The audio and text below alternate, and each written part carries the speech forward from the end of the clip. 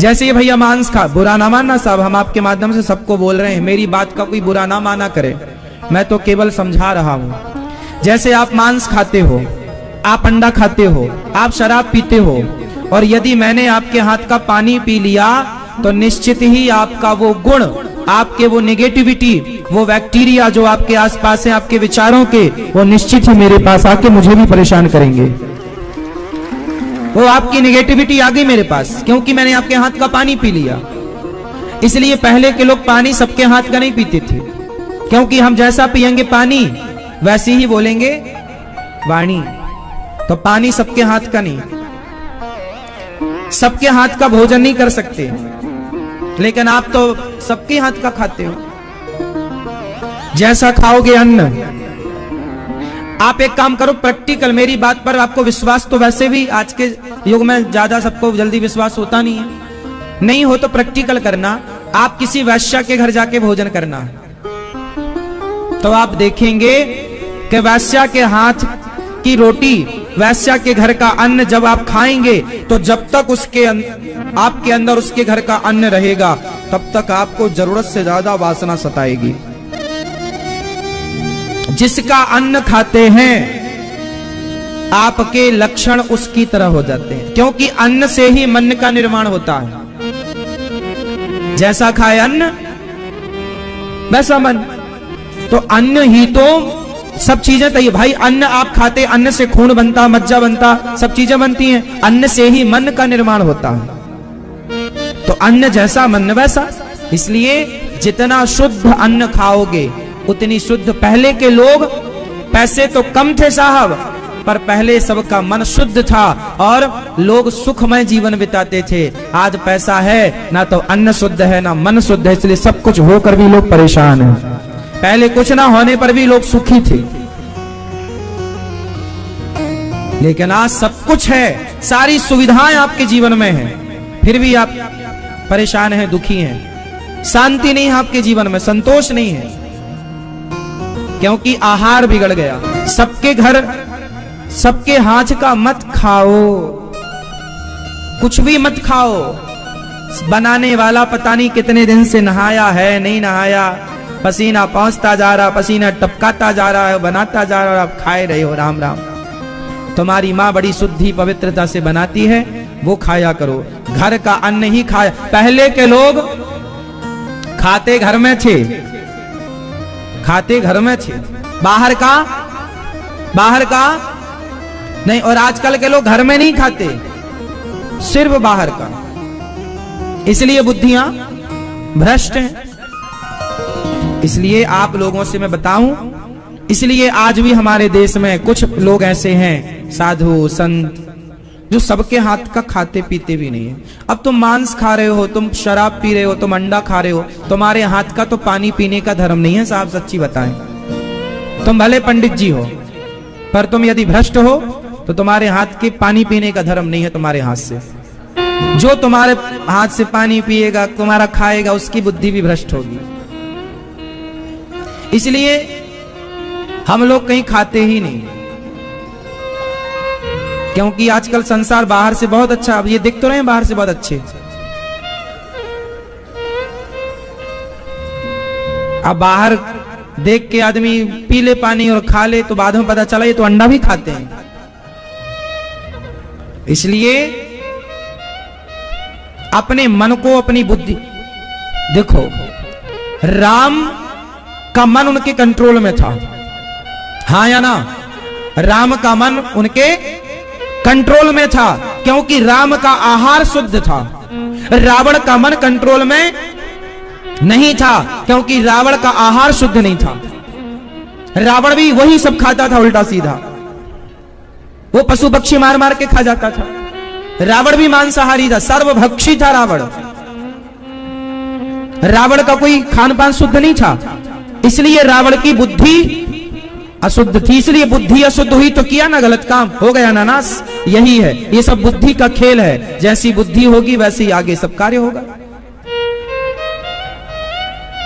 आप लोग बात हमारी मानो ना मानो, मर्जी आपकी, पर आपके भले की बात। मत खाया करो कहीं भी, मत खाया करो कुछ भी, घर में खाओ, भोग लगा के खाओ, मेहनत का खाओ, ईमानदारी का खाओ, सुखी रहोगे, सुकून मिलेगा। ईमानदारी की नमक रोटी में बहुत स्वाद होता है, बेईमानी के 56 भोग फीके हैं साहब, देख लेना, खूब अनुभव कर लेना। राजा परीक्षित को श्राप मिला 7 दिन में मरने का। क्या करें गुरुदेव, कहा सुखदेव भगवान ने कि तुम कथा सुनो। निद्रया ह्रियते नक्तम व्यवायेन च वावयः दिवाचार्थे हया राजन कुटुंब भरणे नवा। निद्रया, कम सोइए, ज्यादा से ज्यादा अच्छे कार्य कीजिए।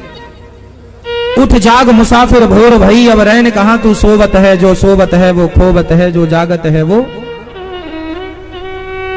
निद्रा कम, सोइए कम, जागिए ज्यादा।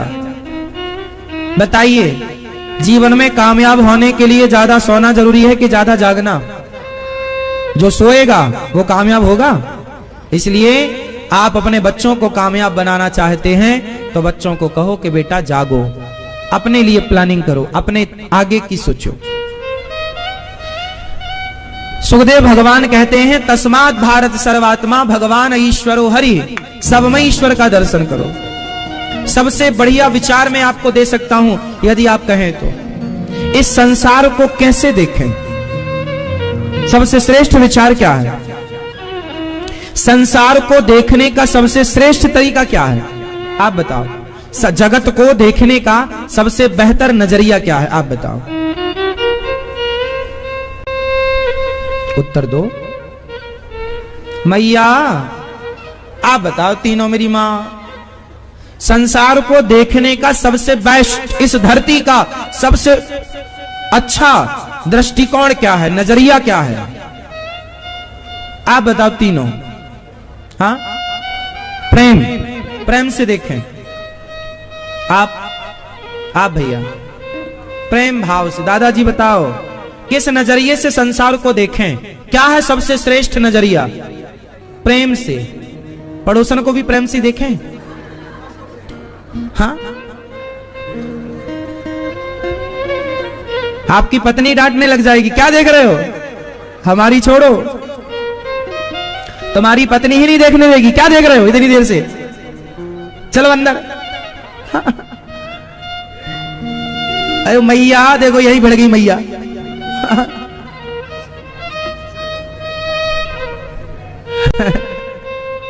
अच्छा पीछे वाले भक्त तो बताओ, इस संसार को देखने का सबसे उत्तम नजरिया क्या है, बेस्ट क्या? हाँ बोलो बच्चा। पीछे वाली मैया, अच्छा खड़े होके बोलोगी मैया, बोलो।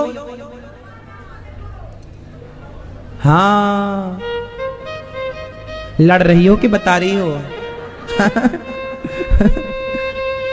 ये देखो लाल मैया सो रही है, हमारी लाल बालों वाली मैया। रुक जाओ, जगाना मत, रुक जाओ रुक जाओ रुक जाओ, देखो देखो है, देखो मस्त।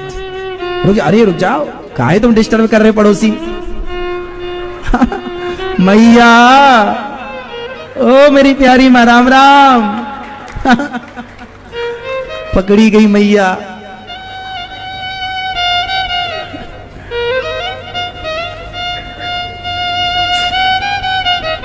सुनो, इस संसार का सबसे श्रेष्ठ विचार क्या है? जगत को देखने का सबसे श्रेष्ठ नजरिया है कि सब में अपने प्रभु का दर्शन किया जाए, सबसे श्रेष्ठ नजरिया। इस संसार को देखने का सबसे उत्तम नजरिया है कि सब में अपने ईश्वर का, अपने आराध्य का, अपने इष्ट का, अपने भगवान श्री कृष्ण का, अपने श्रीमन नारायण का। सर्वम खलविदम ब्रह्म तस्मात् भारत सर्वात्मा भगवान ईश्वरो हरि श्रोतव्य कीर्तितव्यश्च। सिया राम मय सब जग जानी करहु प्रणाम जोरी जुग पानी। तत्वमसि सोहम, ये सब यही सारे हैं कि सब में ईश्वर को देखा जाए।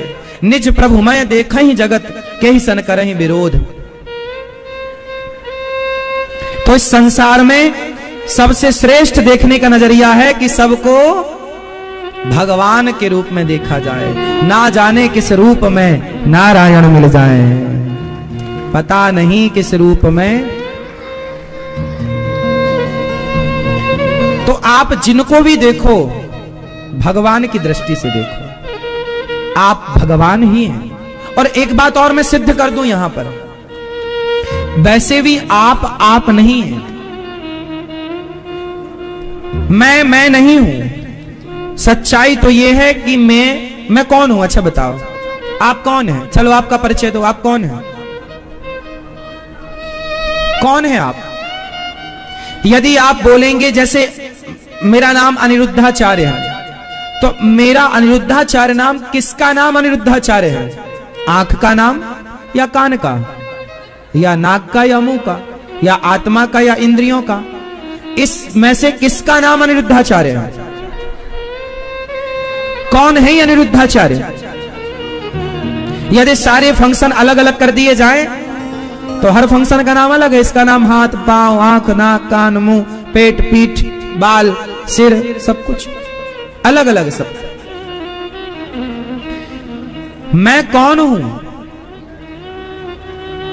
आंखें देखने का काम तो कर रही हैं, पर आंखों को देखने का पावर कौन दे रहा है?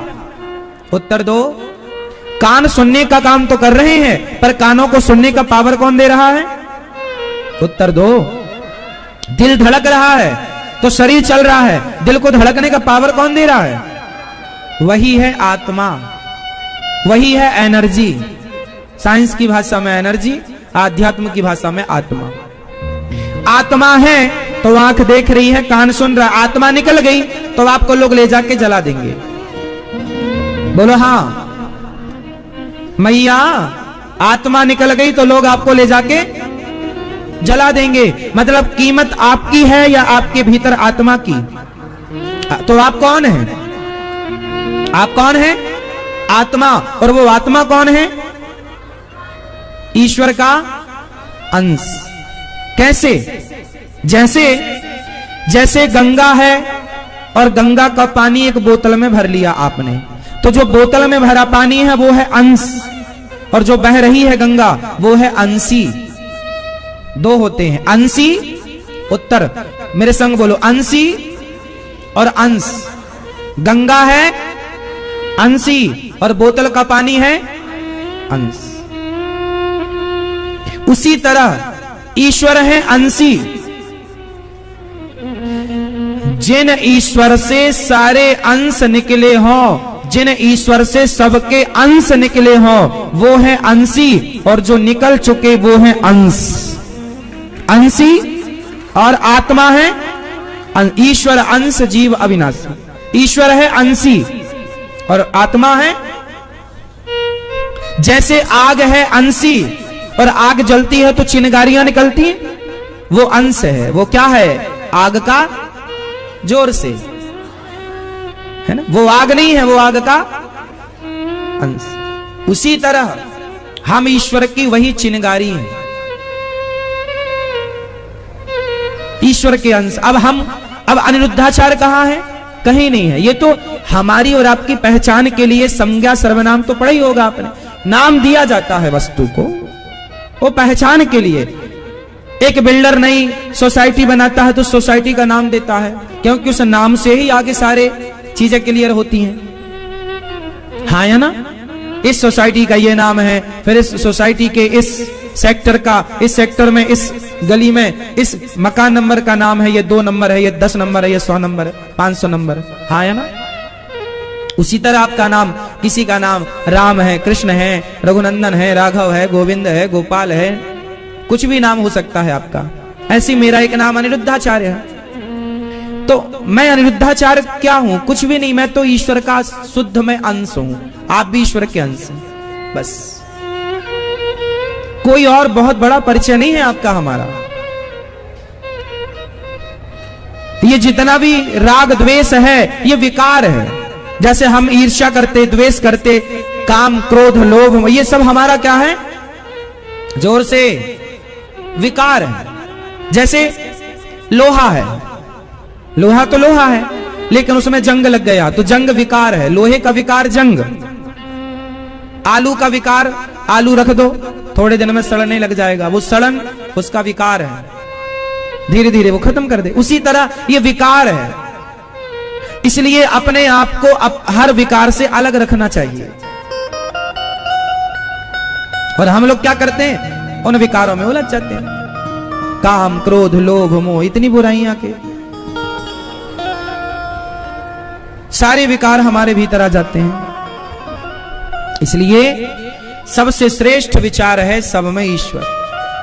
तो आप में से कितने लोग आज से ना काहू से दोस्ती, ना काहू से बैर, कबीरा खड़ा बाजार में, सबकी चाहे खैर, सब भगवान मैं, किस हम आपसे दुश्मनी करके क्या करेंगे। इसलिए सबसे प्रेम, आप अच्छा बोलिए, अच्छा व्यवहार कीजिए, सबको खुश रखने की कोशिश कीजिए, कोई रहे ना रहे, पर आप अच्छा 100% अपना अच्छा दीजिए, आप अच्छा कीजिए बस। सुखदेव भगवान कहते हैं, जितासनो जित श्वासो जित संगो जितेंद्रिया, आसन जीतो प्राणायाम जीत करो, ज्यादा हाय हाय में ना उलझो। कितना कमाना चाहिए भैया, पैसा कितना कमाना चाहिए? अच्छा, मुझे आप लोगों से बहुत महत्वपूर्ण सवाल पूछना है, बताइए कितना पैसा कमाना चाहिए? सब लोगों से प्रश्न है, उत्तर सब लोग दीजिए अपने अपने हिसाब से। कितना पैसा कमाना चाहिए ये भैया बताएंगे।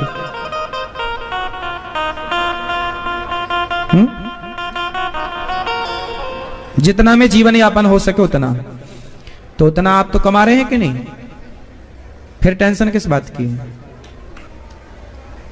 कितना पैसा कमाना चाहिए?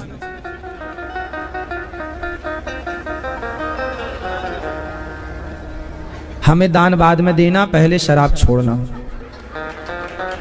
और शराब पीने वाला जितना पैसा तुम शराब में देते हो वो दान किया करो, उतना ही देना, में ज्यादा की जरूरत नहीं है। जितने की तुम बोतल खरीदते थे महीने में, जितना तुम उतना ही देते रहना बस। सारे शराबी शराब छोड़ दो और सारे शराब का पैसा लाके गौरी गोपाल में दो, ताकि वृद्ध माओं की सेवा हो सके उस पैसे से, है ना भैया? टोपी वाले भैया, हमारी बात का बुरा तो नहीं लगता ना आप लोगों को? तो हम क्या सवाल कर रहे थे अभी आपसे? हाँ, कितना पैसा कमाना चाहिए? हाँ बताओ भैया, कितना, आप बताओ कितना पैसा कमाना चाहिए? हाँ हाँ, तो कमाएगा ना बाद में, अभी से पूछ लो। भैया बताएंगे हमारे ये त्रिदेव कितना? देखो आज लोग परेशान किस लिए हैं? इसलिए परेशान हैं कि जरूरत से ज्यादा कमा रहे हैं।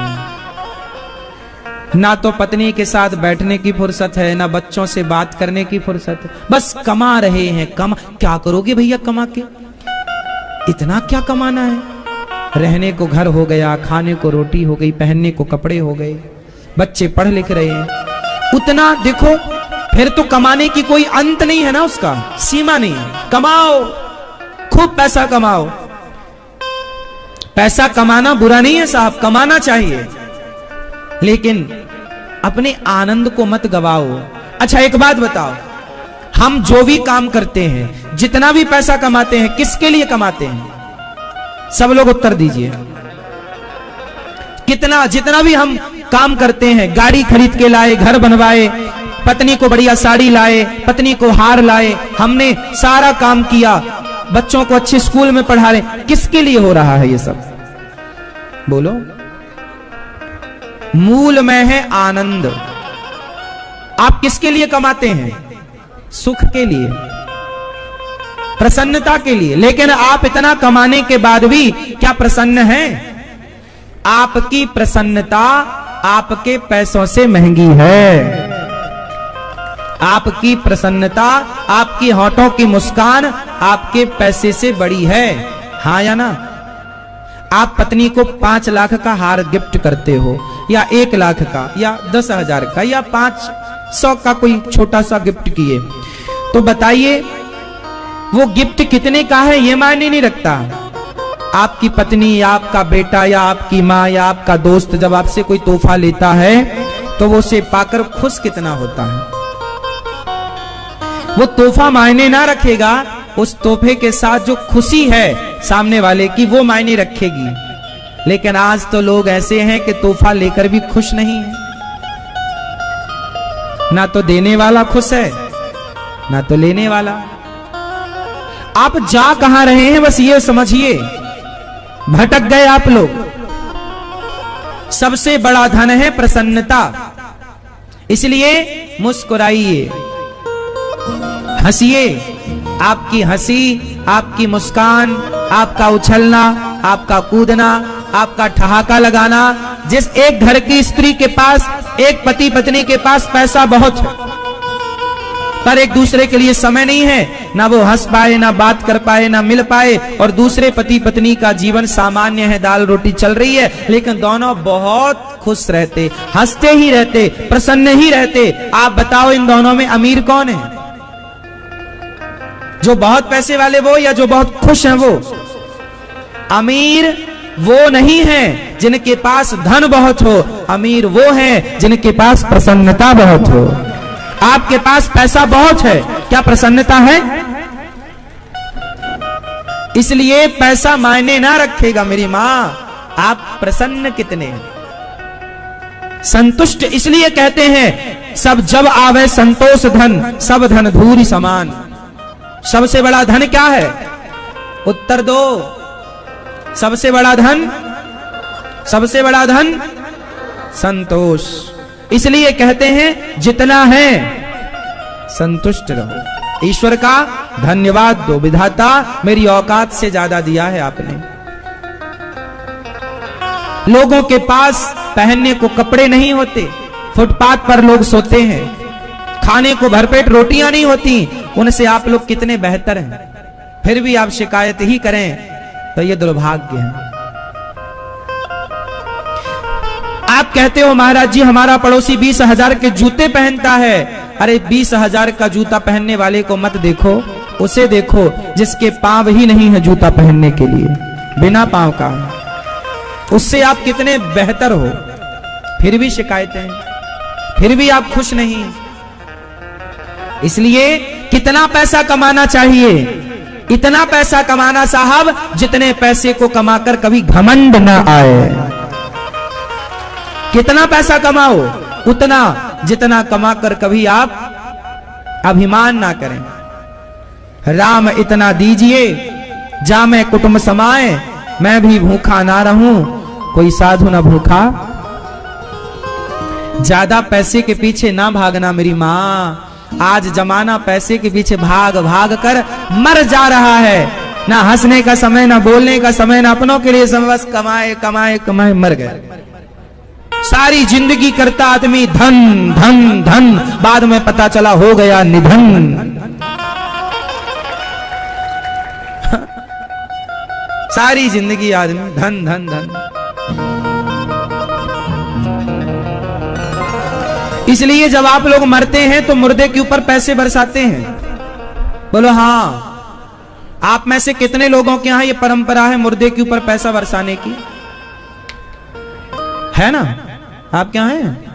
मर जाए तो उसके ऊपर पैसे बरसाते ना, चिल्लर। हाँ या ना? आपके यहां है ये परंपरा? हमारे यहां खूब। जब मर जाता है आदमी तो उसके ऊपर कुछ चीजें बरसाई जाती। कभी आपने देखा ना होगा ध्यान से, बतासा और मुरमुरा या फिर मखाना, ये चीजें बरसाई जाती हैं ऊपर। लाई, कोई लाई, कोई मुरमुरा, कोई बतासा, कोई मखाना और पैसा।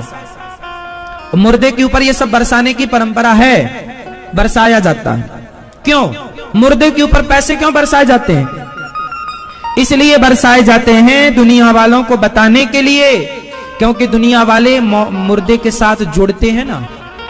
राम नाम सत्य बोलने आते हैं ना सारे लोग, तो वहां लोगों का तांता लगता है, भीड़ लगती है। तो लोगों को गुड मैसेज देने के लिए, अच्छा मैसेज देने के लिए कि देखो ये जो मर गया है, जब तक जिंदा था पैसा पैसा पैसा पैसा करता था, अब इसकी छाती में पैसे बरस रहे हैं, तेरी हिम्मत है तो उठा के दिखा।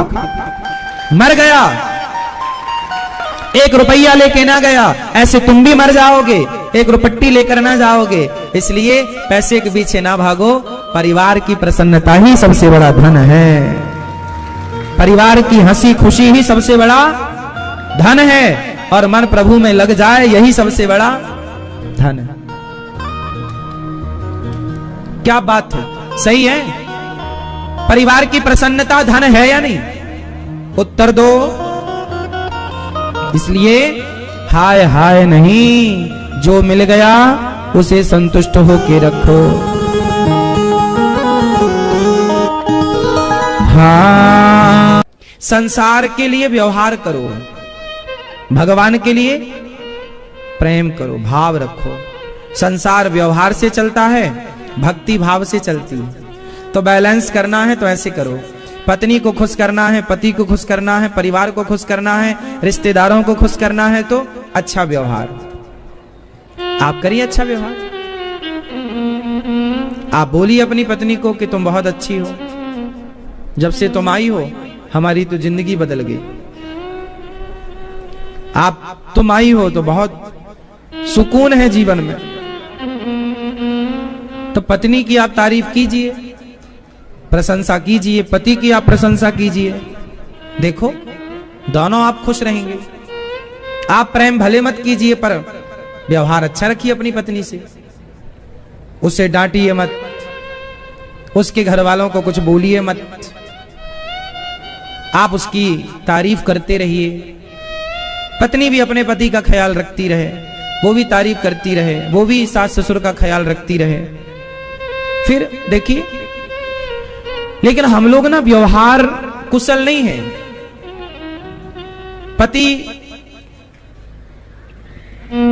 व्यवहार कुशल हो, पत्नी व्यवहार कुशल हो, और भगवान से भाव।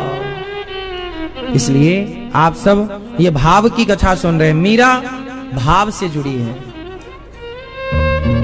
भगवान हमारे मिठाई, लड्डू, बादाम, काजू, फल, फूल, माला, पैसा, सोना, चांदी, इनके भूखे नहीं है भगवान। इनकी जरूरत भगवान को बिल्कुल नहीं है। तो भगवान को किसकी जरूरत है? आपके समर्पण की, आपके प्रेम की, आपके भाव की।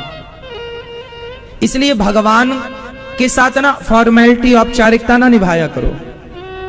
आप लोग ना बस नहलाए धुलाए बिठा दिए, चिरौंजी के दाने दिखाए, शक्कर के दाने दिखा दिए, हो गया। ये तो औपचारिकता है मेरी माँ। शक्कर कौन खाता है यार? लेकिन भारत में 90% घरों में शक्कर का भोग लगता है भगवान के यहाँ। एक कटोरी में जरा सी शक्कर डालेंगे, लो ये शक्कर कौन खाता है भाई? सर्दी नहीं हो जाएगी?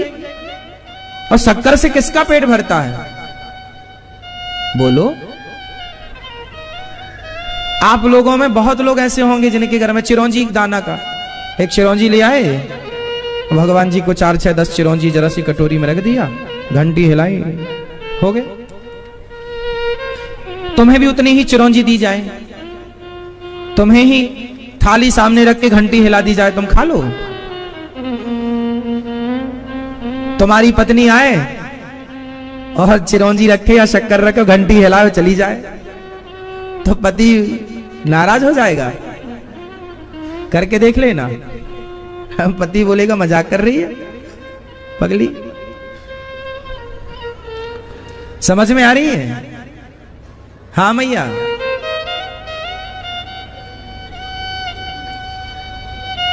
भगवान ये चिरौंजी, ये मिश्री, ये इन सब की आवश्यकता नहीं है।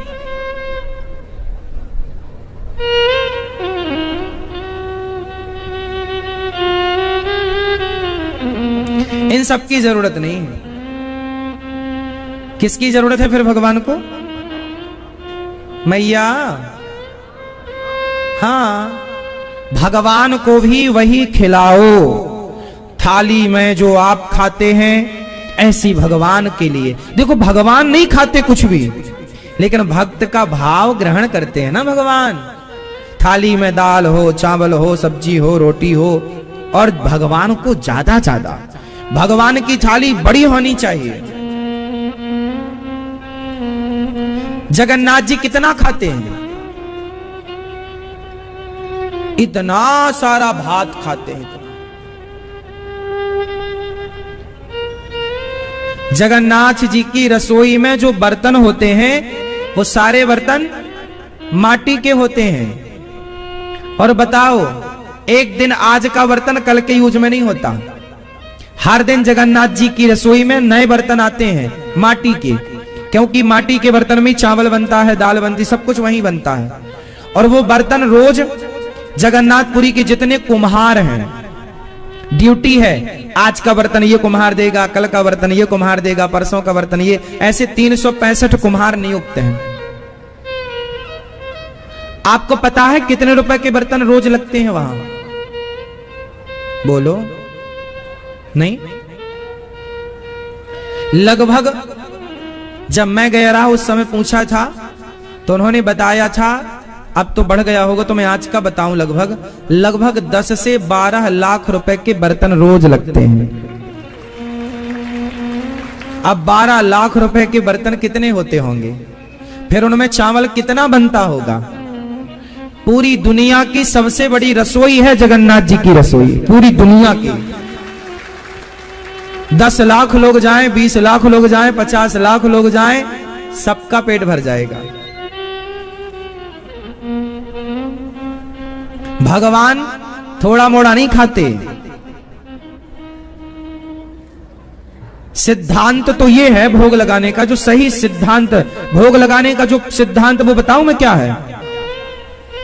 जो ओरिजिनल बात है वो मैं आपको बताऊं, डुप्लीकेट तो आप समझ ही रहे हैं सब। ओरिजिनल तो ये है कि घर में जितनी दाल बने वो सारी एक बड़े से बर्तन में भरे, जितनी साग बने सारा एक बड़ा बर्तन, बड़ा कटोरा भरे, और जितना चावल बने सब एक बड़े कटोरे में पलटा जाए, और एक बड़ी सी थाली हो, और जितनी रोटियां बने सारी रोटियां घी लग के मस्त, और सब में तुलसी डाल के, और सब ले जाके फिर सबका भोग लगाया जाए। ये ओरिजिनल काम तो ये है। सबका पहले भोग लगे, सबको सारी रोटी पहले भगवान को भोग, सारा चावल भगवान को, सारी दाल, सारी साग, सारी खीर, सारा पूड़ी, सारा चटनी, सब। लेकिन आप लोग करते क्या है? जरा सी दाल, जरा सी सब्जी, जरा सा चावल, जरा सा ये, जरा सा, इतना सी थाली, इतने। आपको लगता भगवान थोड़ी खाते हैं, तो जब खाते नहीं है तो इतना भी क्यों लगा रही हो? जब खाते नहीं है भगवान तो शक्कर भी क्यों रखते हो? फिर जब तुमने यही मानसिकता बनाई कि भगवान तो खाते ही नहीं, तो फिर इतना भी क्यों? फिर तो कोई मतलब ही नहीं हुआ। अरे ये क्यों सोचते हो कि नहीं खाते? भगवान खाते हैं। कैसे खाते हैं? मधुमक्खी पुष्प में बैठती है, मधुमक्खी पुष्प में बैठती है तो पुष्प से शहद निकाल लेती है, हनी। हाँ या ना? क्या आप बताइए, आप पुष्प से शहद निकाल सकते हैं? कोई मशीन बनी आज तक धरती में जो पुष्प डालो और शहद निकाल? अच्छा ये बताओ, पुष्प में शहद होती है या नहीं? हाँ या ना? होती है। क्या आप निकाल सकते हैं? अच्छा आपके पिताजी निकाल सकते हैं? दादा, परदादा, कौन निकाल सकता है? सिर्फ मधुमक्खी, सिर्फ मैया। सुन रही हो ना मां? कौन निकाल सकता है? सिर्फ मधुमक्खी। जैसे पुष्प से शहद सिर्फ मधुमक्खी निकाल सकती है, उसी प्रकार जब आप भगवान को भोग लगाते हैं तो उस भोग लगाने में जो भाव की शहद है वो भगवान निकाल लेते हैं, बाकी पुष्प मक्खी छोड़ देती है। पुष्प ना छूट गया, मधुमक्खी ने शहद निकाल लिया। ऐसी भगवान भाव की शहद, भावग्राही जनार्दन। आपके भाव को ग्रहण कर लिया, सब छोड़ दिया, वो आपके लिए प्रसाद हो गया। जो भगवान का छूट गया वो क्या था? और जब उस प्रसाद को आपके गुरुजी आए हो, कोई ब्राह्मण आया हो, कोई कन्या हो, कोई गौ माता हो, आप उस प्रसाद को गाय को खिला दें जरा सा, उस प्रसाद को कन्या को खिला दें जरा सा, उस प्रसाद को ब्राह्मण को खिला दें जरा सा, उस प्रसाद को गुरुजी को खिला दें जरा सा, और फिर जब खिला दें तो फिर वो प्रसाद ही बन जाएगा महाप्रसाद। भगवान का जूठा होता है प्रसाद और भक्त का जूठा होता है महाप्रसाद। तो प्रसाद और महाप्रसाद में अंतर क्या है कि भगवान के जूठन को फिर भक्त जूठा करे, उसे क्या बोलते हैं? महाप्रसाद। इसलिए हमारे यहां गुरु जी का जूठा, अच्छा जूठा नहीं खाना चाहिए और ना खिलाना चाहिए, लेकिन गुरु जी जो खा रहे हैं, खाने के बाद जो उनकी थाली में बचा, बड़े श्रेष्ठ जन जो खा रहे हैं, खाने के बाद जो बचा, वो प्रसाद महाप्रसाद के रूप में ग्रहण करने का विधान है, उसे ग्रहण किया जा सकता है। इसलिए तो भगवान को, अब आप लोग क्या करते हैं ना, जैसे आप लोग क्या करते हैं कि भगवान को शक्कर का मिश्री का भोग लगाए और अपने लिए मस्त और प्याज डालकर लहसुन डालकर दे घोटा, अब बन रही है बढ़िया साग, बन रही है बढ़िया दाल, भगवान को खवा रहे हैं शक्कर और अपने लिए माल छन रहा है। हाँ, आप कुछ खाती हो और भगवान को कुछ खवाती हो, ये बात सही है या गलत है ना? आज सबकी मैं ये बात नहीं कर रहा हूं, पर 95% लोग ऐसे हैं कि भगवान को कुछ और खिलाते हैं और स्वयं, बोलो, स्वयं कुछ और खाते हैं। इसी का नाम है कपट। क्या है? यही तो कपट है। अब आप कहेंगे महाराज जी वो हमारी ना जिह्वा जो है वो थोड़ा आदी हो गई है चटपट खाने की, लहसुन प्याज के बिना स्वाद ही नहीं आ रहा है आजकल लोगों को। हम ये नहीं कहते कि आप लहसुन प्याज मत खाओ, आपका मन है, हम तो कहेंगे कि ना खाओ क्योंकि तामसी है, लेकिन हम आपको ये कहेंगे कि वही खाओ जो भगवान खाते हैं। भाई मेरा तो सिद्धांत देखो, हमारा तो पक्का सिद्धांत, हम तो भाई वही खाते हैं जिसका भोग लगता है। जिस दाल का भोग लग गया वही खाएंगे, चाहे उसमें नमक हो या ना हो। जिस सब्जी का भोग लग गया वही खाएंगे, चाहे उसमें स्वाद हो या, क्योंकि अब भोग उसी का, भगवान जी ने वही खाए हैं तो हम वही खाएंगे। अब अपने लिए थोड़ी अलग से बनाएंगे, और बनाएंगे भी तो पहले भोग लगेगा, वो भी प्रसाद। हमारे गौरी गोपाल भगवान भी, उनको भी कई बार भोग लगता है। रसोई में नीचे आप लोगों के लिए बनता है जो पहले भोग लगता है, फिर जाके वो प्रसाद बनता है, फिर वो आप सब पाते हैं। तो गौरी गोपाल रसोई में भी जो बंटता है ना, वो प्रसाद नहीं है, वो महाप्रसाद है, क्योंकि उसमें तमाम भक्त लोग ग्रहण कर रहे हैं। तो जो भगवान का जूठा है और फिर भक्त लोगों का भी जूठा है, भक्त लोग भी वहीं से ग्रहण कर रहे हैं, तो बस वो प्रसाद नहीं है, वो महाप्रसाद है। इसलिए आप भी कभी गौरी गोपाल आओ तो गौरी गोपाल भगवान का महाप्रसाद जरूर पाओ और भगवान की प्रीति बनी रहे। राजा परीक्षित ने कलयुग को रहने के 4 कमरे बनवाए हैं। द्यूतम पानम स्त्रियः सूना, कलयुग का पहला ठिकाना जुआ।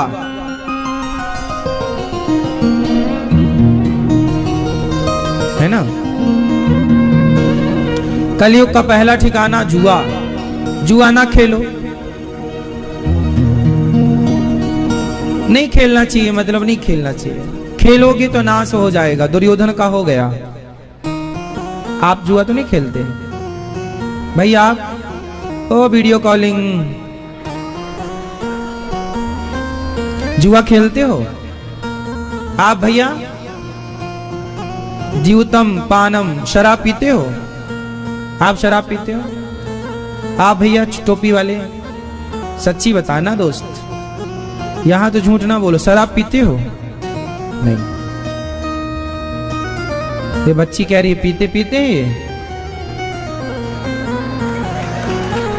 ये भी पीते हैं। काहे पंडित जी, सही बताओ, तुम्हें देख के लग नहीं रहा कि तुम शराब पीते होगे, बड़े चंदन वंदन लगाए हो।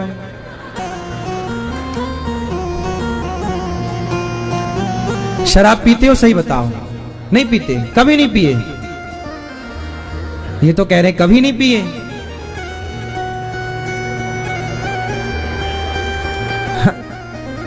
तो ये बच्चे झूठ बोल रहे हैं, नहीं पीते शराब। देखो बच्ची भी कह रही है, कन्या थोड़ी झूठ बोलेगी। क्यों टोपी वाले भैया, काहे झूठ बोल रहे हो यार? हैं? क्या बीड़ी पीते हो? बियर? अच्छा, तो बियर महारानी को आप लोग शराब नहीं मानते? अच्छे लोग मिले हैं आज हमें। क्यों, ये बियर शराब होती है कि नहीं? शराब होती है। मैंने तो यही सुना कि बियर भी शराब है, और ये भाई साहब कह रहे नहीं हम शराब नहीं पीते, बियर बस पीते हैं। भले मिले मोरे शराबी नाथ, बियर पीते हैं। कितने की पी जाते हो रोज? रोज नहीं पीते, कभी कभी। आप पियोगे? नहीं पियोगे? सही बताओ। तो आप तो अभी भी झूठ ही बोल रहे थे, अभी भी सिर ही हिला रहे हो, तो कैसे मान ले? शराबियों का क्या भरोसा।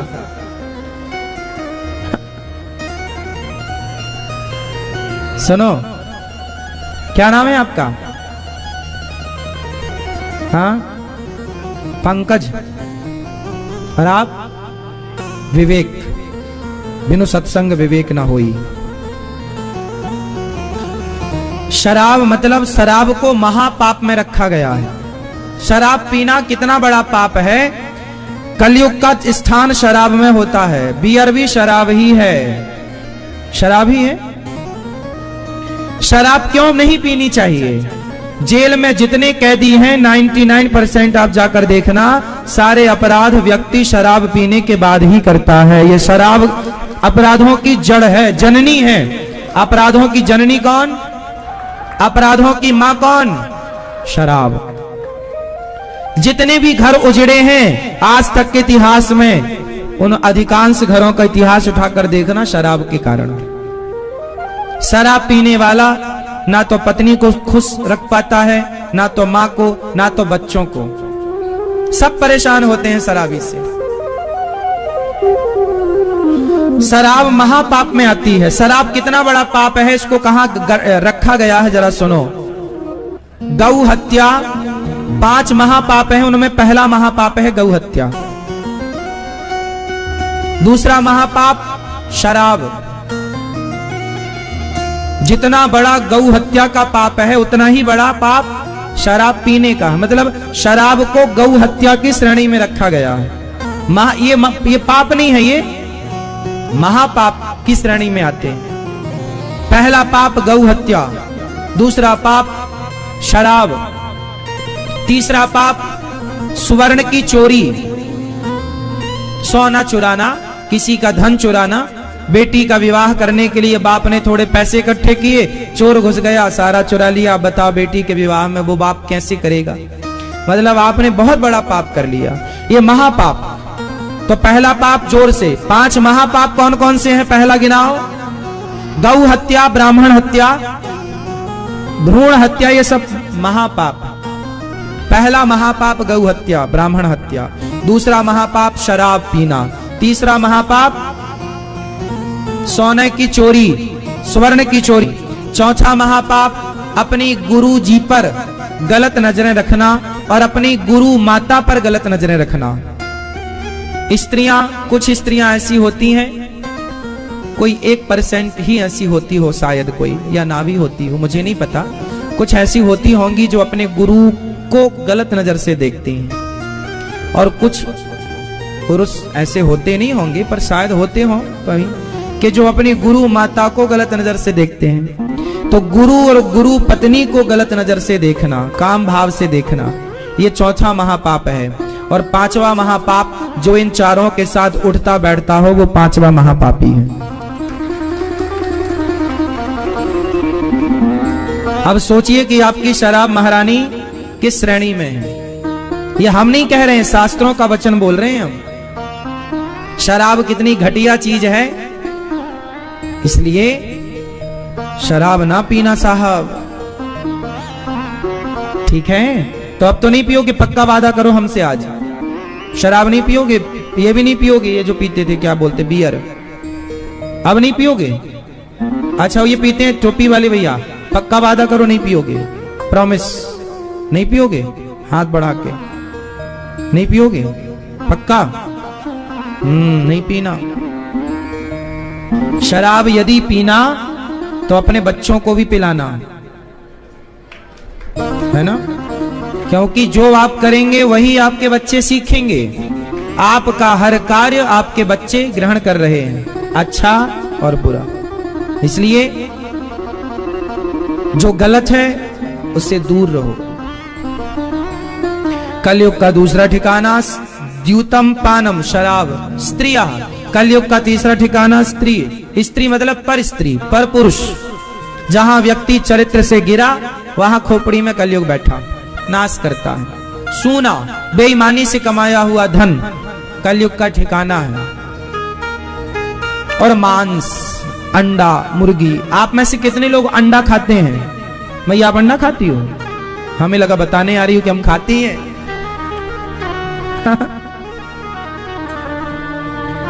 मांस। आप में से कितने लोग अंडा खाते हैं? छोटू अंडा खाते हो? नहीं। तुम तो नहीं खाते? आप अंडा खाते हो? भैया आप सही बताओ। कभी कभी तो अंडा खा लेते हो यार आप। नहीं, आपके अंदर से आवाज आ रही है ना। सही खाते हो ना अंडा? खाते हैं? सही खाते हो तो बोल दो हाँ खाते हैं। नहीं खाते? आज तक नहीं खाए? आज तक कभी नहीं खाए अंडा? हाँ? खाए हैं? हाँ या ना? खाए हो ना? आप अंडा खाए हो आज तक? और पीछे वाले भैया खाए हो? ये क्या है? खाए हो तो हाँ या ना? ऐसे ऐसे करो, ऐसे ऐसे ऐसे क्या है? खाए हो अंडा? हाँ ये ठीक है। अच्छा ये बताओ अंडा क्या है? शाकाहारी है कि मांसाहारी है? हाँ? क्या मांस है, क्या है वो? अंडा क्या है? अंडा मुर्गी का गर्भ है। अंडा क्या है? अनकंप्लीट बच्चा है। अभी अंडा होगा, फिर मुर्गी उसको सेकेगी, उसमें बैठेगी। एक प्रोसेस होता है, ईश्वर ने बनाया है। सेकेगी, फिर उससे उसके मतलब जो अंडा है वो एक माँ का भ्रूण है, गर्भ है। एक माँ का क्या है? मुर्गी का एक गर्भ है। अनकंप्लीट बच्चा है जो अभी कंप्लीट होने की कगार में है, प्रोसेस चल रहा है उसका। लेकिन आपने बीच में उसे खा लिया, तो बताओ आप मुर्गी के भ्रूण को खा गए, मुर्गी के गर्भ को खा गए। ये सही है? आप खाते हैं अंडा? अंडा सही बताना। और आप टोपी वाले भैया खाते हो अंडा? खाते हो? रोज खाते हो? कभी कभी? कितने खाते हो? 2। क्यों खाते हो? प्रोटीन। सोयाबीन की बड़ी खा लिया करो साहब, प्रोटीन का स्रोत खूब है वहां। दूध पी लिया करो, लस्सी पी लिया करो, खूब प्रोटीन मिल जाएगा। हाँ या ना? अंडा क्या है? क्या है? भ्रूण है, गर्भ है। सही करते हो आप? किसी माँ का गर्भ खा जाते हो? बताओ कैसे खा लेते हो यार आप? कैसे ये चीजें आप खा लेते हो? कैसे आपका मन गवाही दे देता है कि ये खाओ? अपन 56 भोग खाने वाले लोग हैं।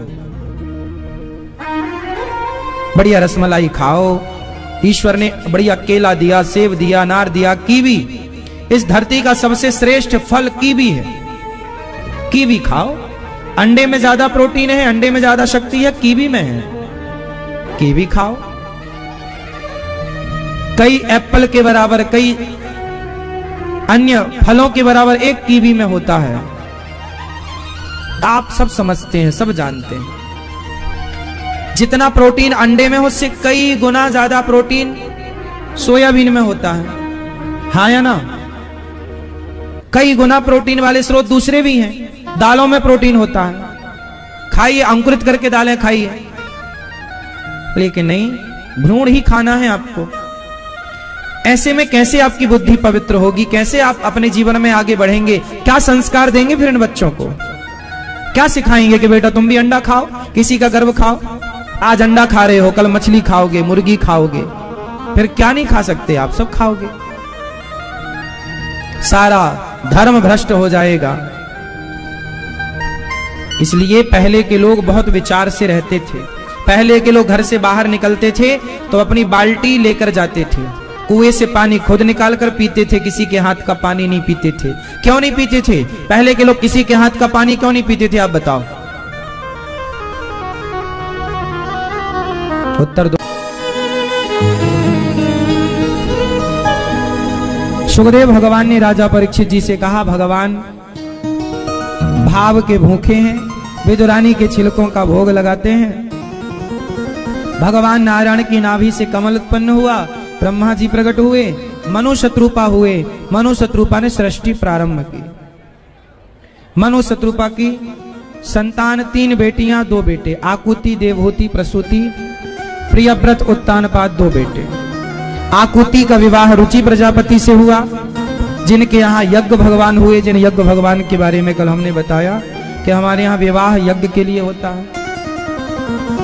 माता देवहूति के पुत्र हुए कपिल भगवान, जिनके द्वारा मां को उपदेश दिया गया सांख्योपदेश, सांख्य शास्त्र का ज्ञान।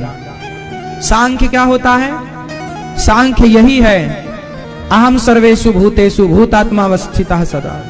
माता देवहूति को कपिल भगवान समझा रहे हैं कि मां सब में मुझे देखो। अभी हमने आपको बताया सब में ईश्वर को देखो। माता देवहूति ने सवाल किया कपिल भगवान से कि प्रभु ये मेरा मन बड़ा चंचल है, बताओ क्या करूं? अच्छा बताइए, किस किस का मन चंचल है? हाथ उठा के बताओ किस किस का मन चंचल है। जिसका है वो हाथ उठाएं, जिसका नहीं है वो ना उठाएं। आपका मन चंचल नहीं है? और आपका भैया, आपका मन, तो हाथ काहे नहीं उठा रहे हो? वो टोपी वाले भैया, आपका मन चंचल है तो हाथ काहे नहीं उठा रहे हो? सुनो मेरी माँ, सब बैठो चुपचाप। सबका मन चंचल है। अब बताओ मन की चंचलता को खत्म करने का उपाय क्या है? आप बताओ भैया, मन को कैसे ठीक करें? आपका मन चंचल है, कैसे करें ठीक? उत्तर दो।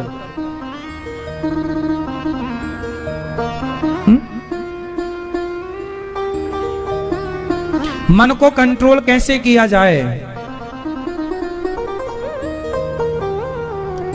ये मैया बताएंगी, गुलाबी मैया। मैया, ओ मेरी प्यारी माँ, बताओ मेरी माँ, मन को कंट्रोल कैसे किया जाए? आपका मन चंचल है क्या? तो कैसे कंट्रोल किया जाए? हाँ, वो पीछे वाले भैया बताओ, चश्मा वाले दादाजी, मन को कैसे कंट्रोल करें? जैसे गाड़ी में एक्सीलेटर भी होता है, एक्सीलेटर का मतलब है गाड़ी स्पीड से चलेगी, तो फिर ब्रेक भी होता है, कंट्रोल ब्रेक। उसी तरह मन को कैसे ब्रेक लगाया जाए, कैसे मन को समझाया जाए कि मन गलत चीजों में ना जाए। अब वो कंट्रोलिंग पावर जिनके अंदर होती है वही व्यक्ति संत हो जाता, विवेकानंद हो जाता, महान बन जाता। कंट्रोलिंग पावर नहीं होती तो जेल चला जाता है। इसलिए मन को वश में करने की कंट्रोलिंग पावर क्या है? अभ्यास। मन को कैसे वश में किया जाएगा? सत्संग के द्वारा, कथाओं के द्वारा। रोज कथा सुनो और धीरे धीरे मन को कंट्रोल करने की प्रैक्टिस, अभ्यास। अच्छा बताओ, मंदारी बंदर को नचाता है, हाँ या ना? सबसे चंचल प्राणी है बंदर। सबसे चंचल कौन होता है? लेकिन नचाने वाले ने बंदर को भी वश में कर लिया। कैसे किया होगा भैया बताओ? बंदर को नचाने वाला मंदारी बंदर को कैसे वश में करता है? क्या कराता है उसे? अभ्यास। ससुराल जाएगा तो कहां बैठेगा, कैसे जाएगा, सब बताता वो। तो मन को कंट्रोल करने के लिए जैसे मंदारी बंदर को वश में कर लेता है। अच्छा, बंदर को वश में करना आसान है या कठिन है? जोर से। कठिन है, लेकिन वो कठिन काम मंदारी करता है कि नहीं? करने वाला यदि बंदर को वश में कर सकता है, सर्कस में शेर और हाथी को वश में किया जाता है, करने वाले बंदर को शेर हाथी को वश में कर सकते हैं, तो करने वाला मन को भी वश में कर सकता है। कैसे होगा? कैसे होगा? जोर से। अभ्यासेन तु कौन्तेय अवैराग्येण च गृह्यते। अभ्यास, प्रैक्टिस। धीरे धीरे रे मना धीरे से सब होए, माली सींचे 100 घड़ा ऋतु आए फल होए। मन की गति है अटपटी, झटपट लखे न कोय। मन की जब खटपट मिटे तो झटपट दर्शन होए। मन के हारे हार है, मन के जीते जीत। मन ही मिलावत राम से, मन ही करत फजीत। पूरा खेल मन का है। बोलो हाँ या ना? इसलिए मन को कंट्रोल करो। लोग कहते हैं महाराज जी हमारा मन बहुत भटकता है, क्या करें? मन का काम है भटकना। सुनो, एक छोटी सी कहानी सुनाता हूं, फिर कुछ सवाल पूछूंगा, कहानी सुनना फिर उत्तर देना तरीके से। मैया, ओ मेरी प्यारी माँ, सुन रही हो ना मेरी माँ? सुनो, एक राजा ने बकरे को खड़ा किया, पूरे नगर में ढिंडोरा पिटवाया कि जो इस बकरे का पेट भरेगा उसे मैं इनाम दूंगा। पेट किसका भरना था? बकरे का। अब लोगों को लगा ये राजा बड़ा मूर्ख है, अरे बकरे का पेट भरना कोई बड़ी बात थोड़ी है। राजा ने बोला बकरे का पेट भर दोगे तो इनाम मिलेगा, नहीं भरोगे तो दंड मिलेगा। अब लोग ले गए बकरा चराने, पूरा दिन भर चराया, शाम को लाकर खड़ा कर दिया। लो भाई राजा, ये बकरे का पेट ठसा ठस भर गया है। राजा बोला मैं चेक करता हूं। राजा ने थोड़ी सी हरी घास डाली, बकरा फिर खाने लग गया। राजा बोला पेट भरा होता तो ये खाता नहीं, चलो दंड लो। 100 कोड़े पड़वाया। दूसरा फिर आया, फिर उसने खूब दिन भर चलाया, हरी हरी पत्तियां गोब घास खिलाई। शाम को फिर लाया। राजा बोला चेक करता हूं, जरा घास डाला, फिर बकरा फिर खाए। अब तो भैया बड़े बड़े लोग परेशान कि बकरे का पेट भरे कैसे। अच्छा, बकरे का पेट भर सकता था क्या? बोलो, कितना भी खवाओ उसे, दिन भर खवा, पर फिर मिलेगा तो फिर खाएगा। हाँ या ना? बकरे का स्वभाव है।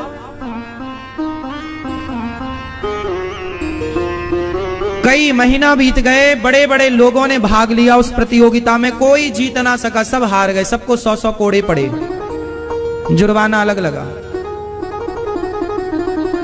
तभी एक संत को पता चला कि राजा की शर्त बड़ी अजीबो गरीब है।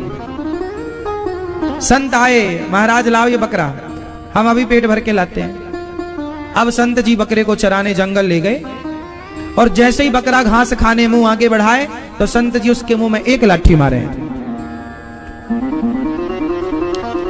फिर दूसरी बार वो खाने की कोशिश करे, फिर एक लाठी मारे, बकरा चुपचाप खड़ा। फिर बकरा घास खाने गया, बाबा जी ने फिर मारा। अब बकरा समझ गया कि खाने के चक्कर में लाठियां पड़ती हैं। उसको लगा आज कुछ ना खाओ तो ही ठीक है। संत जी ने उसे उतना ही खिलाया पिलाया जितने से वो जिंदा रह सकता था, और खाया तो लाठी।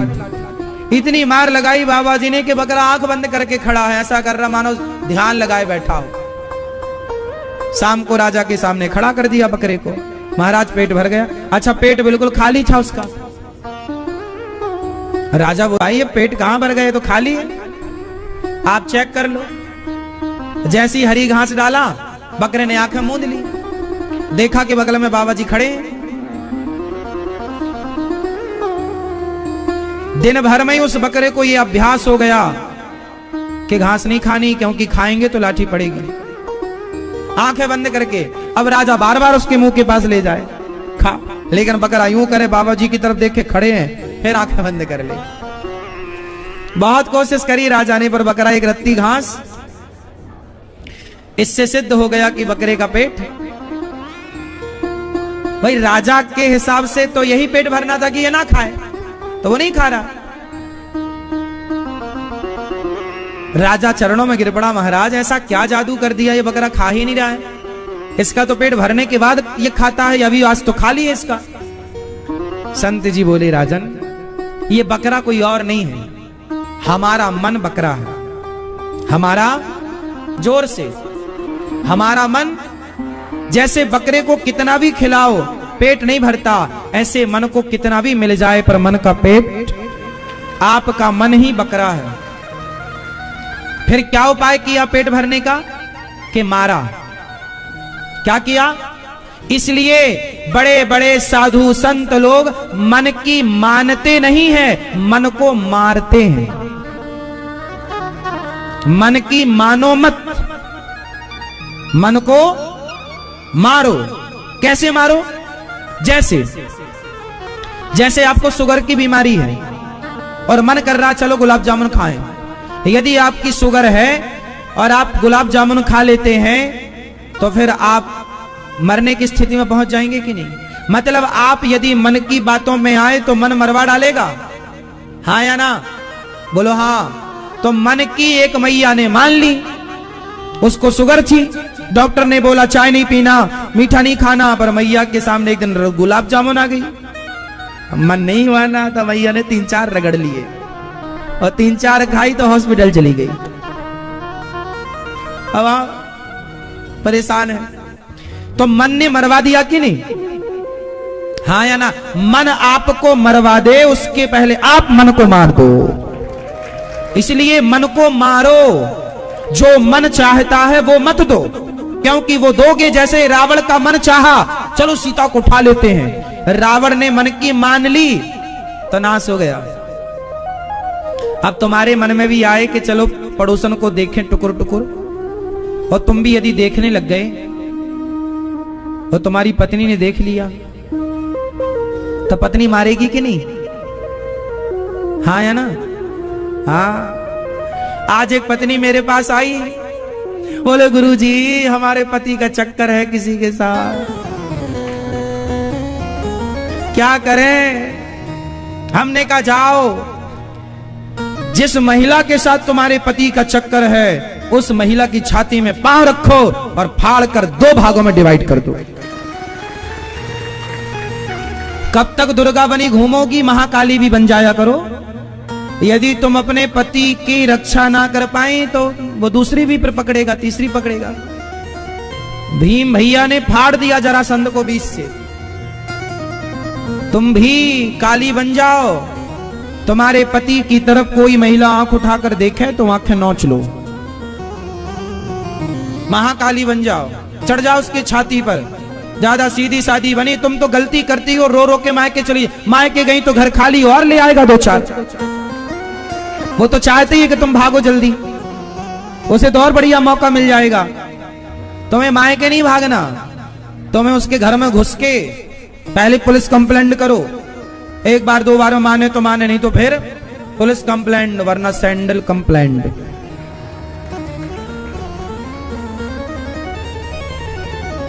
हाँ या ना? पतियों को थोड़ा तुम डराती भी रहा करो मेरी मां, कि किसी से चक्कर हुआ तो मैं उसकी नोच लूंगी, जीभ छाती में चढ़ जाऊंगी।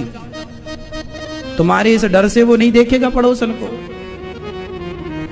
और तुम यदि रोतड़ू बन के तुम भाग गई माए के, वो कहेगा अच्छा है तो भागी जानी है, वो रोज हर पड़ोसन को आई लव यू भेजेगा।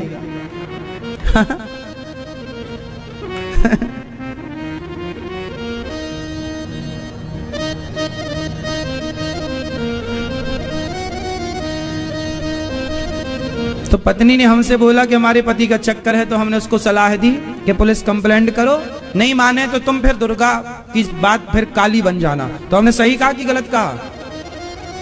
सही गलत, काली बनो, महाकाली। जो ज्यादा मीठा होता है वो अपना नाश कराता है। देखो तो मीठे गन्ने को कोल्हू में पेरा जाता है, गन्ना मीठा होता है कोल्हू में पेरता है। जो ज्यादा अच्छा होता है लोग उसको ऐसे ही पीसते हैं कोलू में। सीधी सादी पत्नियां होनी चाहिए वैसे, लेकिन इतनी भी सीधी ना हो कि पति का कहीं चक्कर हो तुम चुपचाप तमाशा देखो। तुम्हारे पति की रक्षा तुम्हें ही करनी है, कोई ना आएगा। मैया सही है। और मायके ना जाया करो हर छोटी छोटी बात में रोते हुए, तुम अपना फैसला खुद करो।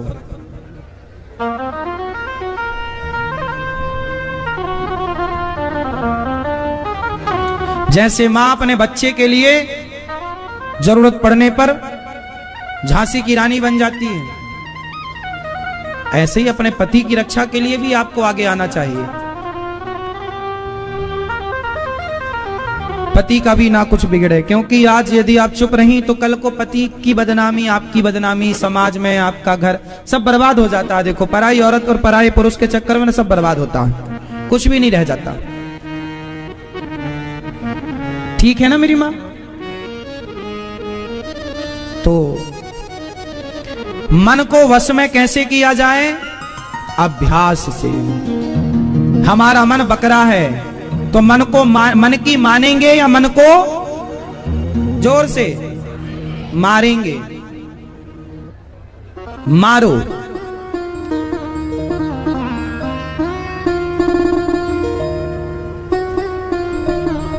समझदार लोग हैं जो मन पर काबू रखते हैं, कंट्रोल मन को। जो व्यक्ति मन को जीत लेता है, जो खुद को जीत लेता है, वही सबको जीतने की ताकत रखता है।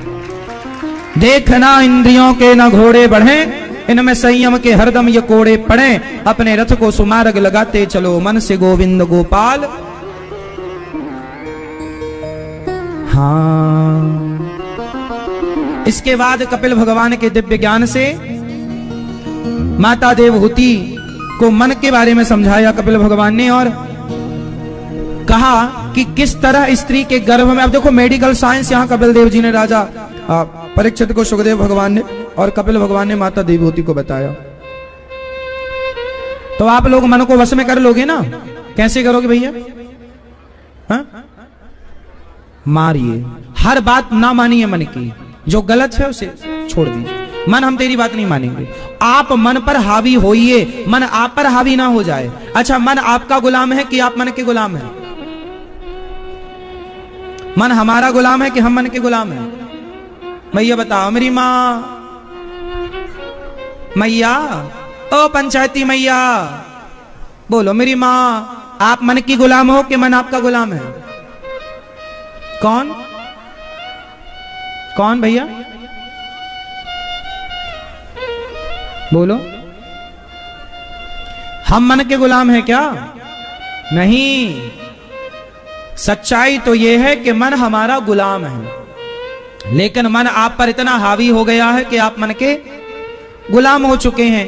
अब मन की गुलामी से बचना हो तो फिर आप मन की बातें मत मानिए, मन आपका गुलाम बनेगा। जैसे मन चाहे आप मन, लोग कहते हैं हमारा मन पूजा में नहीं लगता, पाठ में नहीं लगता, इसमें नहीं लगता, उसमें पढ़ाई में नहीं लगता, काम में नहीं लगता। भाई हमारा तो मन खूब लगता। हमारा मन तो जो काम हम करते हैं वो मन लगा के ही करते हैं। हम भागवत सुनाते हैं, आपको मन लगा के सुनाते हैं। गायों की सेवा करते हैं, मन लगा के सेवा करते हैं। माताओं के चरण दबाते हैं, मन लगा के चरण दबाते हैं। भोजन बांटने की सेवा करते हैं, मन लगा। हर काम, जो भी काम है हमारे, बच्चों के संग हम खेलते हैं तो मन लगा के खेलते हैं। गिल्ली खेलें, डंडा खेलें, क्रिकेट खेलें, कुछ भी खेलें, मन लगा के। जो भी करते हैं हम 100% डूब के ही करते हैं, अनमने मन से कुछ नहीं करते। जो करो मस्त मन लगा के करो, बेहतर काम करो। हाँ, तो मन लगता नहीं है। लोग कहते हैं हमारा मन नहीं लगता। अरे भाई, तुम मन के गुलाम हो। हमारा मन हमारे कंट्रोल में। ऐ मन, वहीं जाएगा जहां हम चाहेंगे, वहां नहीं जाएगा जहां हम नहीं चाहेंगे। ऐ मन, तुझे इतनी आजादी नहीं है कि तू कुछ भी कर, कुछ भी देख ना। किसी स्त्री, कोई सामने सुंदर स्त्री खड़ी है, मन कह रहा चलो उसे देखो। नहीं, तू देखना चाहे, तेरी आंखें हो तो तू देख, मैं तो नहीं देखता। क्यों देखूं मैं? ये मेरी माँ है, बहन है, बेटी है। मन कई बार आपको गलत बोलता है। कई बार मन आपको भड़काता है, हाँ या ना? आप मन की बात मानेंगे। रावण ने मन की बात मान ली, नाश हो गया। उदाहरण है इतिहास में, सीख लो। क्या देखें क्या ना देखें, कुछ भी मत देखना, किसी भी स्त्री को मत देखने लग जाना। इसलिए स्त्रियों के चरणों को देखना, सिर को नहीं, माथे को नहीं, फेस को नहीं। हमारे यहाँ स्त्रियों के चरण देखने की परंपरा। इसलिए स्त्रियों की आंखों में काजल होता है और चरणों में माहौर होता है। माहौर होता है लाल, काजल होता है काला। यदि स्त्रियों के मुख को देखा तो मन काला हो जाएगा और चरणों को देखा तो मन लाल हो जाएगा। लाली तेरे लाल की जित देखूं तित लाल, और लाली देखन मैं गई तो मैं भी हो गई। मन काला तब होता है जब आप किसी महिला के फेस को देखते हैं, पर नारी के फेस। अपनी पत्नी को देखो, अपनी को तो देखते नहीं हो, और पड़ोसन को जूम कर करके देखते हो मोबाइल में। मित्रों, आशा करता हूं कि यह धार्मिक शिक्षाप्रद कथा आप लोगों को अवश्य पसंद आई होगी। अगर आप लोगों को यह कथा पसंद आई हो तो इस कथा को लाइक करें और अधिक से अधिक लोगों को शेयर भी करें, जिससे कि वे भी इस शिक्षाप्रद उत्तम कथा को सुनकर अपने जीवन को सुखी एवं सामर्थ्य बना सकें। मित्रों, अगर अभी तक आप लोगों ने हमारे चैनल को सब्सक्राइब नहीं किया है तो तुरंत सब्सक्राइब कर लें, जिससे कि नोटिफिकेशन के माध्यम से आप लोगों को हमारे नए नए वीडियोस, शिक्षाप्रद कथाएं तुरंत प्राप्त हो सके और आप उसको सुन करके अपने जीवन को सुखी बना सकें। तो कल फिर किसी नए धार्मिक कथा को लेकर के आप लोगों के समक्ष फिर से प्रस्तुत होंगे। तब तक के लिए राम राम।